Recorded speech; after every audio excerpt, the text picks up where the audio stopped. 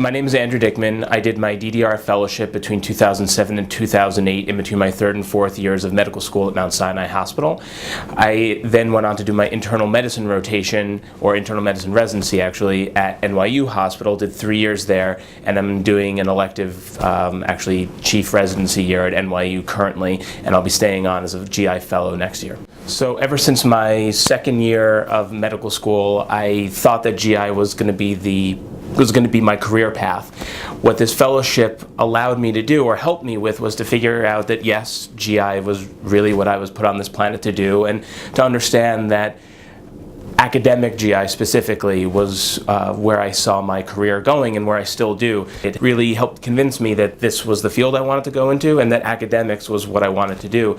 And it's been an incredibly exciting time to actually get to live that. And part of that is the reason I'm doing a chief residency year, was they were able to teach me so much. It has helped me to feel like I want to teach other people and bring that knowledge to everyone else, the blessing that I've had. My research focused on how ulcers in the stomach heal. It's actually based on one of the other fellows, the 2006-2000 fellow, Jay Desai, on his research that looked at how ulcers are formed in the stomach. And mine took a slightly different question, but one that's just as important in my opinion, which is how they heal. And so we implemented a question. We then implemented a protocol and got IRB approval and did over 300 endoscopies on about 100 some odd subjects for our study, and ended up doing data analysis and publishing the data, presenting the data in oral presentations at DDW and conferences around the country, and poster presentations, and they're still actually doing offshoot studies from the same data that we looked at. It was really an incredible experience.